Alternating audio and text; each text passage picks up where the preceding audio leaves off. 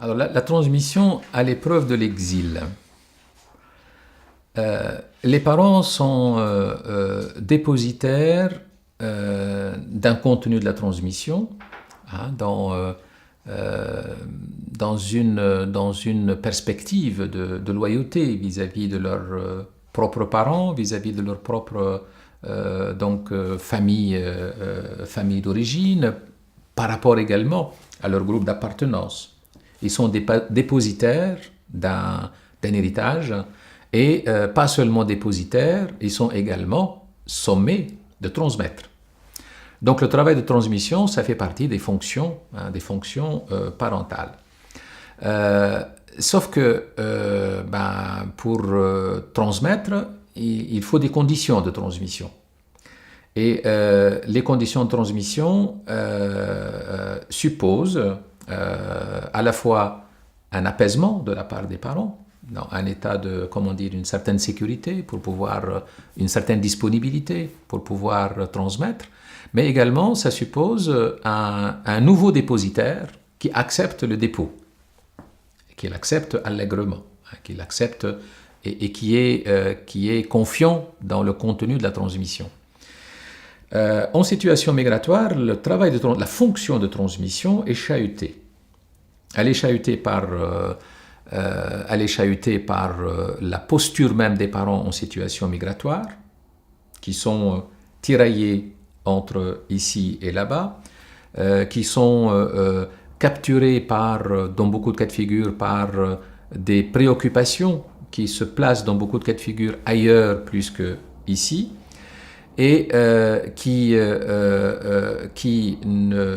ne sont pas dans un rapport de convivialité, dans un rapport entre guillemets, de sécurité avec leurs propres enfants. C'est chahuté aussi par le fait que certains parents donnent l'impression qu'ils ne sont pas suffisamment confiants dans ce qui leur a été déposé. Comme si, quelque part, ils doutent, et peut-être ce doute-là vient du travail de l'interculturation, c'est-à-dire est-ce que ce que je transmets à mes enfants est suffisamment fiable et suffisamment pertinent par rapport au contexte dans lequel on vit. Dans les contenus de la transmission, il y a les contenus familiaux qui ne se parlent pas non plus. Et le nombre de fois, par exemple, où on découvre en cours d'une consultation que le père était un instituteur, alors que les enfants ont toujours cru jusque-là que le père est un simple manuel, un maçon qui a toujours trimé pour travailler, etc. Donc l'histoire familiale ne se transmet pas.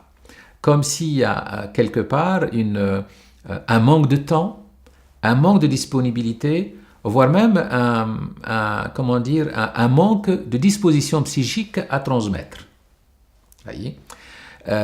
Et donc, c'est chahuté par cela, et puis peut-être aussi chahuté par le fait que les enfants ne sont pas intéressés par ce contenu de la transmission, par le fait que peut-être on leur a donné l'impression, la sensation que les parents ne peuvent pas être porteurs de quelque chose de valeureux, de quelque chose de valorisant, de quelque chose qui peut les porter, de quelque chose qui a de l'importance, etc.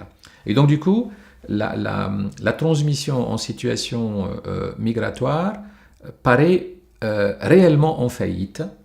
Et il y a la transmission officielle, par exemple de données officielles, de la culture, de la religion, qui ne passe pas non plus, et qui fait que les enfants, dans beaucoup de cas de figure, vivent avec des petites bribes d'informations, parfois même qui relèvent presque de la rumeur, au lieu d'être pleinement remplis de l'histoire familiale, remplis de certains items culturels qui sont porteurs, etc.